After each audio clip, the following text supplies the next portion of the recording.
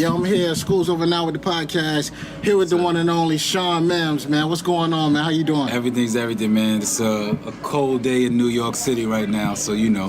For sure. Freezing. For sure, man. Cool. Freezing is an understatement. I'm from North Carolina, man. We ain't used to this type of weather, man. Hey, trust me. I mean, it could be worse because we could be in Chicago right now. Oh, that's for sure. That's for sure. Yeah. So, man, like a lot of people that are watching this right now, they know about you. You had the #1 hottest album, hottest song on the Billboards back in '07, man. Yeah. How did it all start for you? Ooh, that's a long story. To try to summarize it as much as I can so I won't bore the listeners. But I got into music when I was young. So around 13 years old, I started off. My mother actually purchased me a set of turntables shortly after. She actually passed away maybe about 2 or 3 months after purchasing these turntables. And for me, that was kind of like my refuge. Like DJing became my refuge where, you know, I would kind of like focus my energy since she was no longer here. And so it's funny, I was just telling this story yesterday. I was in Italy and I was telling the story. Someone asked the same question. When you're a DJ, back then you DJ'd on vinyl, so you didn't have Serato. So I would play, records would come with a A-side and a B-side. A-side would be clean, main pass, clean pass, and then the B-side would have the instrumental. So I used to play a lot of instrumentals, blend a lot of lyrics together, and then before you know it, I was kind of like rapping to the instrumentals, and then I wanted to be a producer, and then it became no one was there to rap on my music, so I had to rap on my own music. So, yeah. I mean, the transition into music was really started with the love, and then ultimately it just became me wanting to learn how to do every single thing that the creative process requires. So from being a hip-hop artist to a producer, even down to engineering and stuff like that. So, you know. It's crazy, man. So you're 13 years old, man. You're going through all these different things. Like, what was one of the most biggest lessons like your mom ever taught you? Probably plenty. I think the biggest thing was just kind of how she lived, her spirit, like the way she lived very free-spirited. So she you know, if it was something that she wanted to do, she did it. She didn't hesitate on it. And I think that for me, growing up as a 13-year-old, when you lose a parent, because I actually lost my father when I was 11, but he didn't raise me. So when you lose your parent at 13 years old, that's kind of like a transition where, for me, at that age, where I had to like instantly become a man. I had to kind of instantly say, you know what, I can no longer think like a boy or a teenager. I gotta think like someone who's, you know, already kind of pushed out into the world. So I think the free-spirited aspect of her kind of gave me a different outlook to say, look, man, tomorrow's not promised. So, you know, you got to kind of enjoy the moment, love today, which could get you in trouble depending on what you're doing. Yeah. But for the most part, it's kind of kept me grounded enough to know that, you know, I've been to the top of the mountain, I've been to the bottom of the mountain, and as long as I'm living in the moment and enjoying what I'm doing now, I'm happy about it. Man, that's for sure, man. That's real and that's live. So, like, you're going through, like, the teenage years. You're finding this passion for music. Like, when was it for you that, you know, everything started to click? You're like, I might be able to do something with this.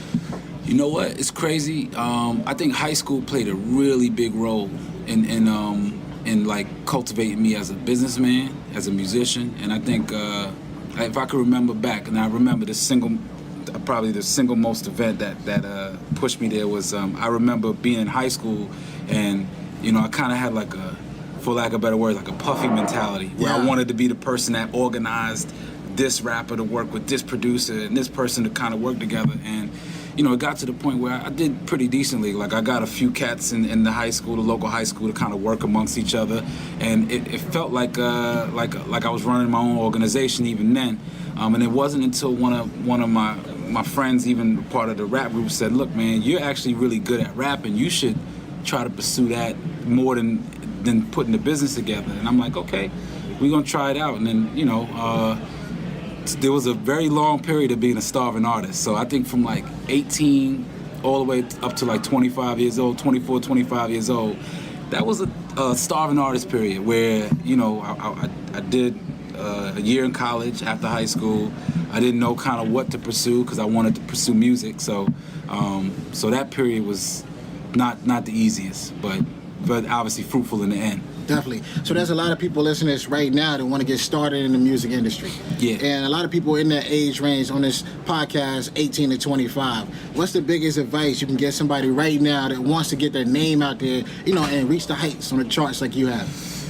I would say this: you got to go into it with passion for what you're doing, because nothing is promised, especially not in this business. And I say passion based solely on the fact that, yes, what I did was I made sure I was everywhere I needed to be. I made sure I networked with everyone I needed to network with.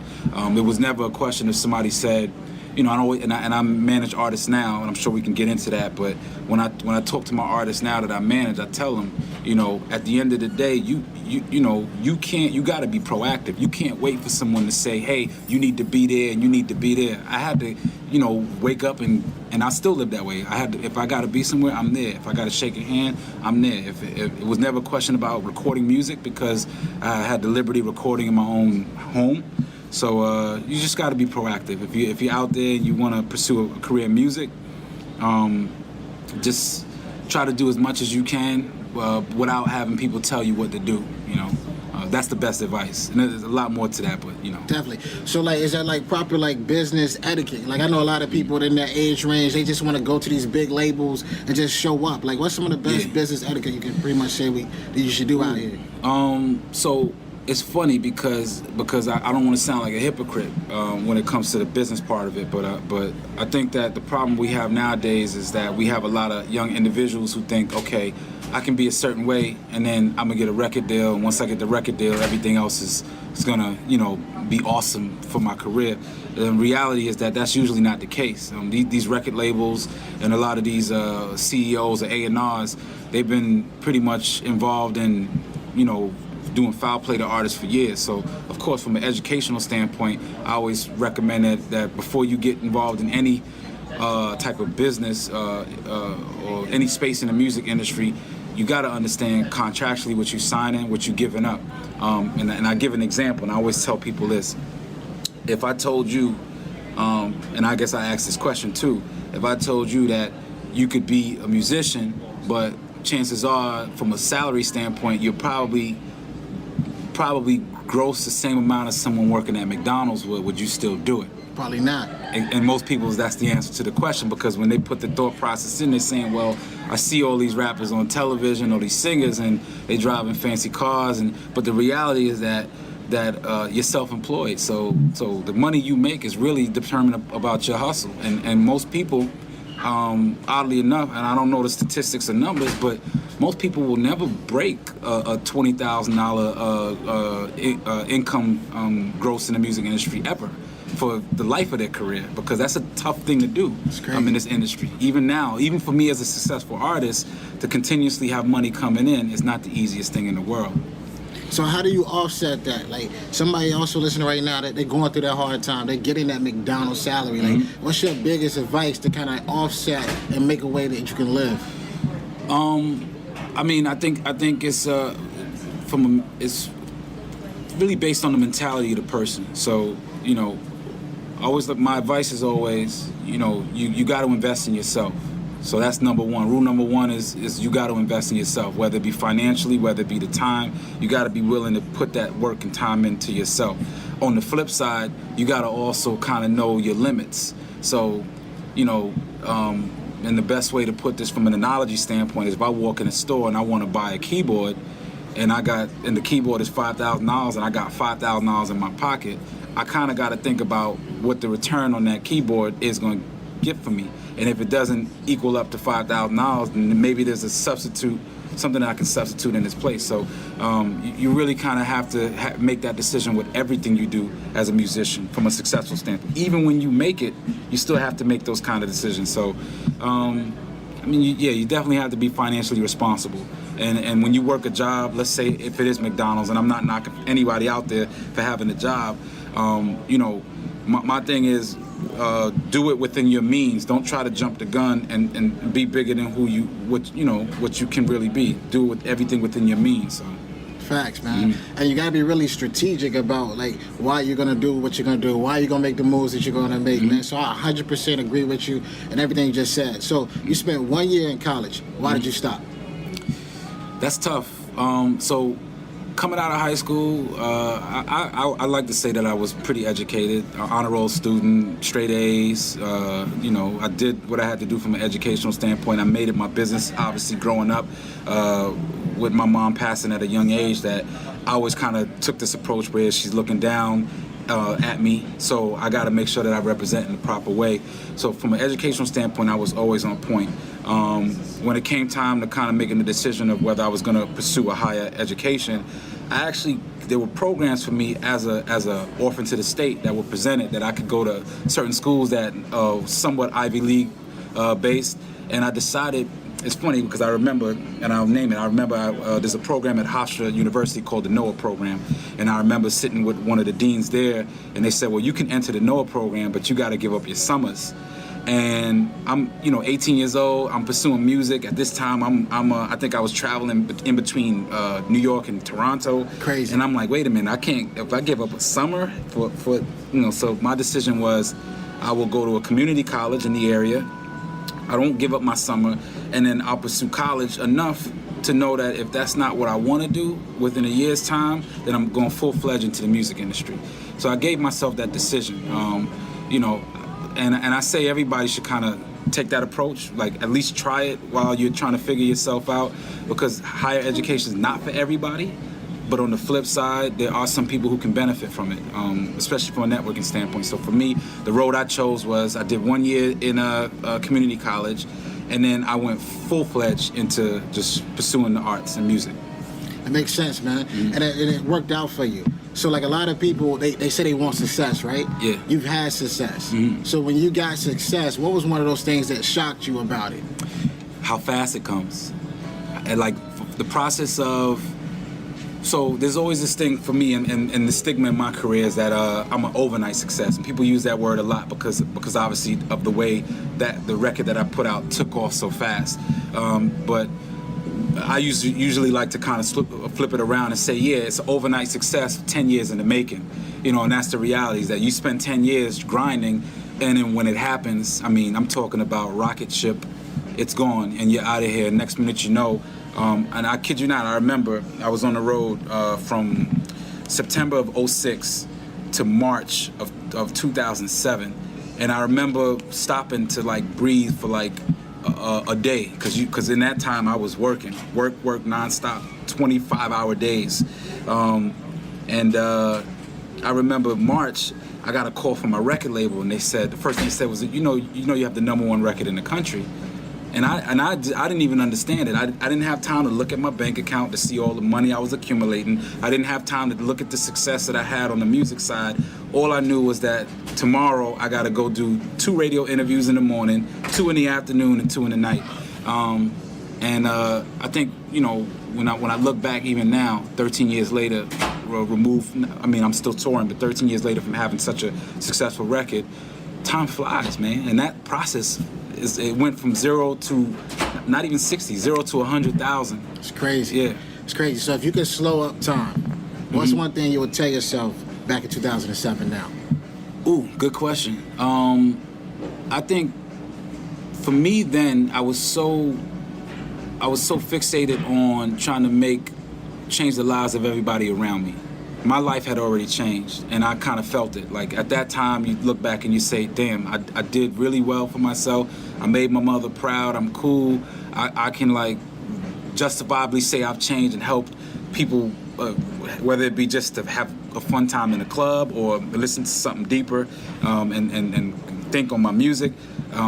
But I think for me, my biggest thing was trying to get the people around me to kind of feel just as successful. And that was also the hardest part. And I wouldn't say a downfall, but that definitely takes your focus off of the successful part of it. And if I say a comment, and I don't want anyone to take this like I'm not appreciative or blessed, but the funnest time of my career was before the money came, before the success came. That was the most fun I ever had in my musical career. Everything after that was the most difficult time I've ever had in my musical career. Why you say that? Because there's a guilt factor to it. So I have a second album that I did called Guilt, and that's a whole nother story about how the process of working with the label was on that. But my whole process on going into that album was that I was trying to change so many people's lives around me, and I couldn't, and I felt guilty about it. I felt guilty that I was sitting there, with I even rapped the lyric in the song was I would sit there and I would go to a shop and I can buy $1,000 shoes, but then I got a cousin that may be losing their home, or a friend that may be getting evicted from their apartment, and then when it sets into you as a young entrepreneur, it's like, okay, well, let me help this person, let me help that person, let me see how to, and it's not always about giving them money, but just even trying to teach them the gems and the jewels of being successful, and that is very difficult, man, very difficult. Because as you're doing those things, I can imagine, like, where there are people saying, you know what, Shawn, like, hey, give me a little money for this, give me a little money for that. Absolutely. Oh, everybody, and I had cousins coming out of that I never met before. I still do have cousins that come out and say, hey, we're cousins. But it's that responsibility is a lot to kind of hand. Even me at the time, I was 25 years old at that time, so 25-year-old who came from, I would say, theoretically nothing. Even as a young child, being an orphan to the state, not having the guidance of parents, and I had a great family foundation. My grandmother took care of me when my mother passed. My aunt was there, but not having that parental guidance. And then when you get millions of dollars put into your bank account, and you have a heart of gold, you kind of want to help everybody through it. So that was a tough time as well. So as you're going through these times, and it seems like you had good people surrounding you. Absolutely. How did you identify those good people? Believe it or not, when the roller coaster starts going down, because what happens is when it starts going down, that's when people start jumping off. And then those who stick around and stay, you start realizing that these are real friends, these are real family members, these are people who, and it's weird for me. Family is like never been a question of whether or not they've been genuine. And I say this because I remember I used to come off tour, and I bought a property in Atlanta. I had an apartment in Long Island, and I would still go and I sleep on my aunt and my uncle's couch in their house because I felt comfortable, and they didn't treat me like, oh, this is a multi-platinum musician and he's sleeping on my couch. It was, hey, Shawn, can you take the garbage out? Or, hey, Shawn, can you, so nothing ever switched up with them. And I think now I'm at a point where I really start to see, from a foundational standpoint, the people who were there in the beginning, and then you still see the same people here now. That's when you know it was really genuine. In between then, maybe a little bit fuzzy for some people, but, Hey, guys, so let me take a guess. You're enjoying the show. And if that's right, please make sure that you take a screenshot of you listening to the podcast right now and tag me at ShawnRAnthony_. I promise you this is going to help in amazing ways. And while you're at it, hit the 5-star rating and subscribe. With that being said, guys, let's get back to the show. Yeah, so you talk about like having all the success, but then going through this roller coaster. Mm-hmm. What point was it for you when you were like, you know what, now what? Like, what do I do next in my career? So first album I released through Capitol Records. So how I got introduced to the label was I had put This Is Why I'm Hot out independently. I did a partnership with another company called Urban Box Office, and we took the record and charted it. So I think we brought it independently to like 40 on the charts, and at that time that was unheard of. You got a independent musician that's sitting with records that are next to people like Beyonce, Justin Timberlake. I don't know if Rihanna was big at the time, but Rihanna, Chris Brown. So when labels got wind of it, everybody wanted to sign me. Now, prior to that, I couldn't get a label door to open up to save my life. And I think first album was great because it was a learning process, learning curve. I didn't know, we can talk about the record, This Is Why I'm Hot, as far as the meaning of it, but because that record is really it doesn't identify me, going into recording that album, I don't feel like the album identified me. I feel like I was trying to put a project together that was like half me and half what the people wanted from me. And when I put this record out, the success of it, I was, I think $14 million grossed in that short amount of time with Capitol. My first royalty check that I ever got, actually not even a royalty check, the first check I ever got was like 5 figures. It's crazy. Yeah. So that soured my relationship with the record label, and I wanted off. I wanted to leave. I didn't want to be a part of creating music for a company that I didn't feel appreciated by. And Meanwhile, I still kind of had to go and cook up a second album. So when you have this on your mentality, and then mixed with the fact that you already, like I said, I already felt guilty about my success in the first place. I think going into the second album is when I started to say, what's next? Like something in me doesn't want to do music, because this is not what I signed up for. I love music. It's a passion. It was a refuge for me. And you guys basically took this and turned it into this, nonsense that it became. And that's when I wanted to that 09 was when I kind of wanted to make the decision of what comes next. So how did you get yourself out of that situation in 09 when you were having those feelings? And how do you go from, being like, this is not for me, to, figuring out, okay, now I want to go do the business side. Now I want to have my own artist. How did you find that switch up? So it was always there. Like I told you, when I first originally started doing music, I wanted to be the organizer. I wanted to be the guy behind the scenes. So that passion never left. I think in 09, however, what I decided was that I wanted to take the power that I had built, and I wanted to kind of cultivate new talent. Even then, one of the artists we signed at the time was Jason Derulo, who's a really successful artist now, and then a couple of producers that I worked with even prior that became successful afterwards as well. And I wanted to use the platform I had to kind of like start to help cultivate the talent that was around. But unfortunately, and I'll use basketball as an analogy. There's me, the player, and then there's the front office. Then there's the general managers. And when you're trying to put plays together and they don't see the vision collectively, you clash. And then it's Carmelo Anthony, where now I don't have a home, or I don't want to be here and I don't want to be there. So for me, I think. 2000, I remained touring as an artist I still am. So I was able to keep the lights on and keep the bills paid and make good money doing that. And it just got to a point where it started feeling redundant. And I said to myself, if I'm not changing the system and I'm just stuck in it, then I'm just as good as everyone else. And I remember saying to one of my business partners now, I want to be able to do something for the culture that pushes it forward. And one of the things I started thinking about was being an entrepreneur in the technology space. And I think officially, like as of 2011, 2012 is when I first started pursuing working with in the tech world, trying to pursue to get to know the VCs, put out products technology products that people could use. And that's a long story within itself, but I think 2012, 2011 was when I officially made that transition. It's a smooth transition, man. Mm-hmm. So what do you look for, like in terms of an artist? How do you identify who's hot, who's up next?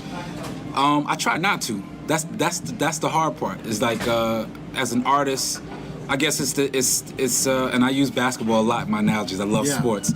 Michael Jordan was one of the greatest players of all time in comparison probably to LeBron James, which is a really huge argument. But can Michael Jordan coach a team, or does he need to? I mean, there's the player, and then there's the general manager per se.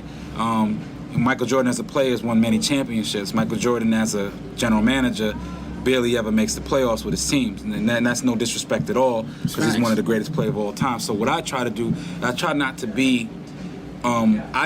get too involved with the creative side of the artist. What I try to do is just consult them about the industry and what they should prepare for, because that part of it never changes. The pitfalls, the disappointment, even the successful part has its disappointment. So I think I'm better served as a person to kind of, as an extra eagle eye at working deals out for my artists, or trying to get them visibility that they wouldn't normally have if they were on their own. So.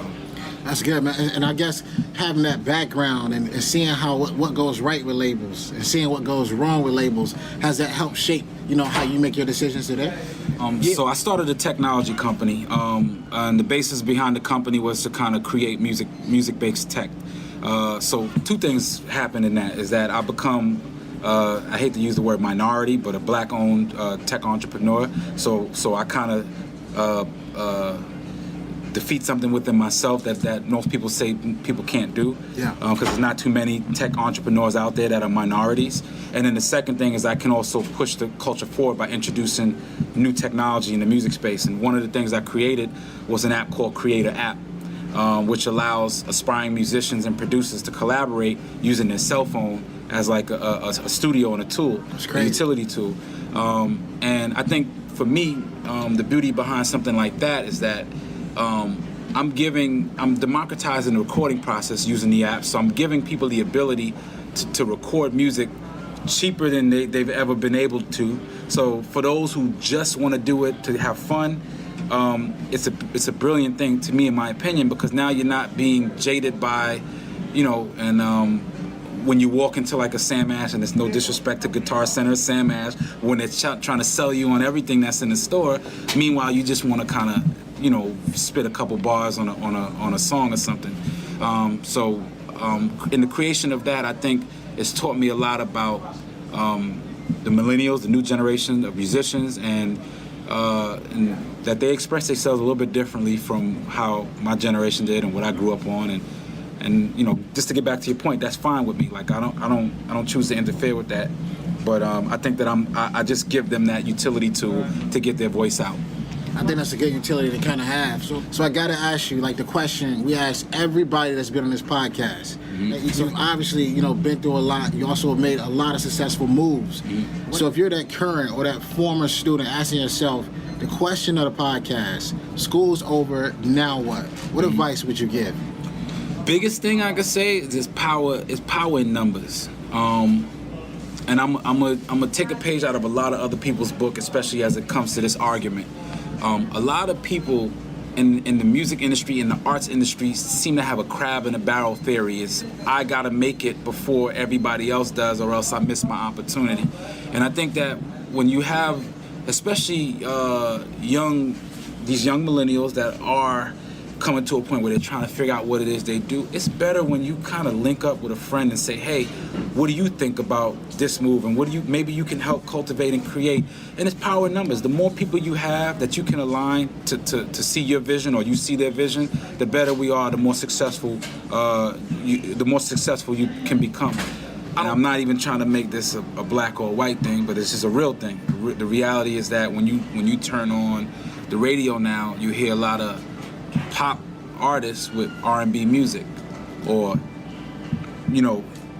pop artists who are hip hop artists, and I think that's the difference, is that when you talk about the culture now as it stands, even the music that we've created has been kind of, I don't want to say taken, because I appreciate anyone who does the arts, but we don't have ownership, and even in that part of it.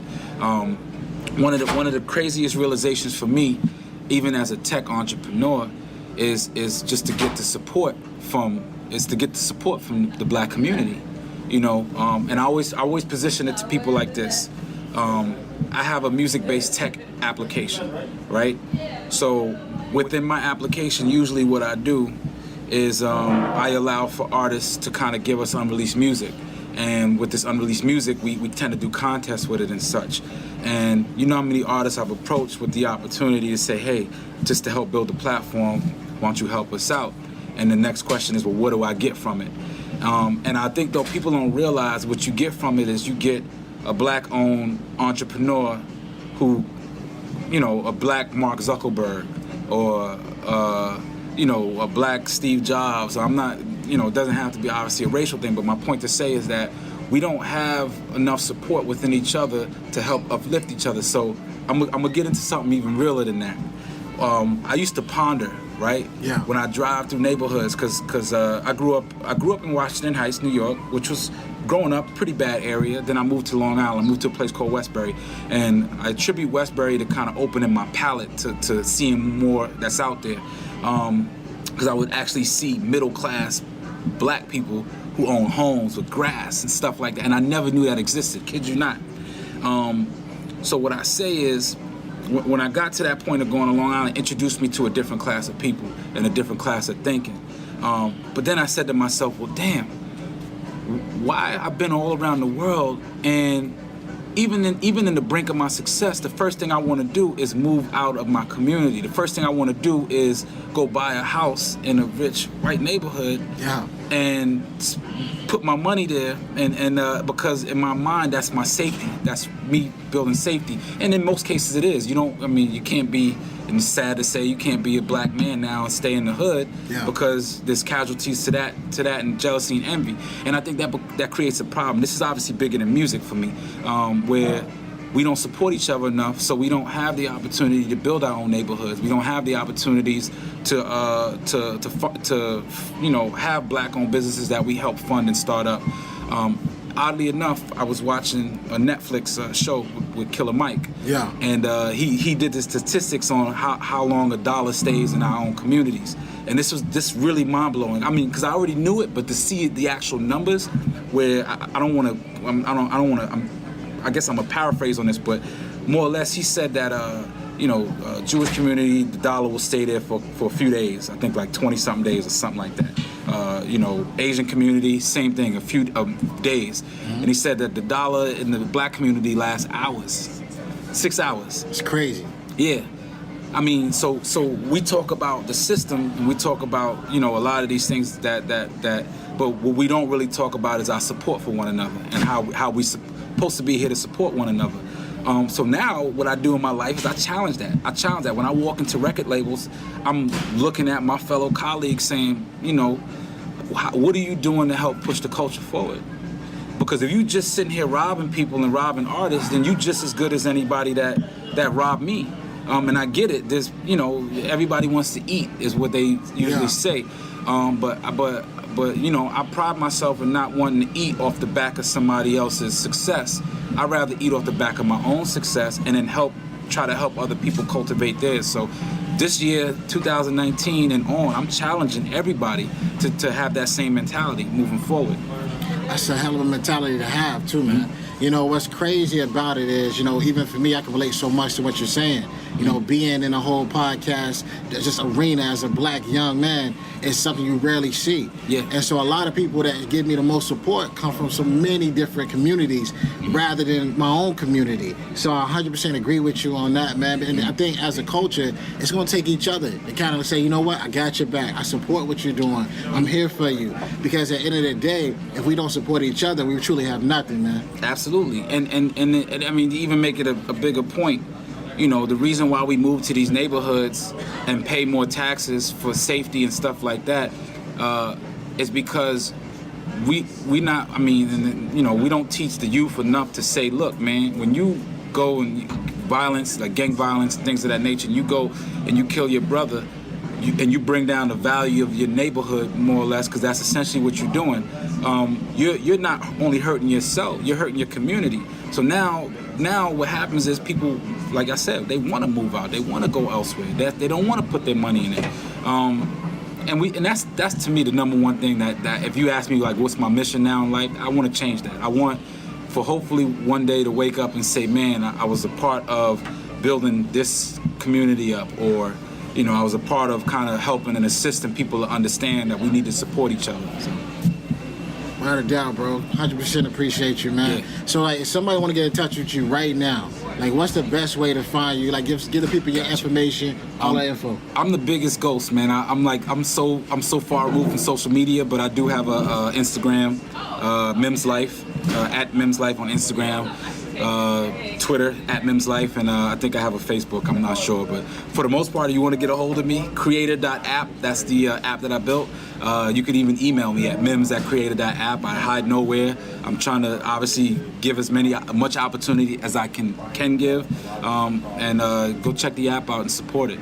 Always, man. If you're listening right now, guys, always remember, dream it, believe it, go out and get it.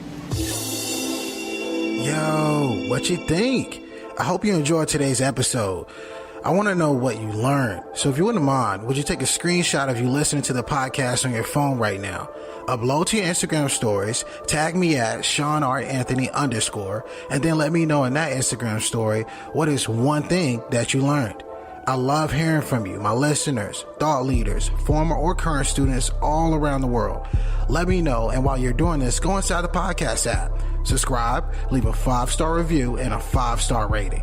Again, this helps us reach more people. And if you want to be a part of this mission, helping us change the world one person at a time, it makes a massive difference by you leaving a review.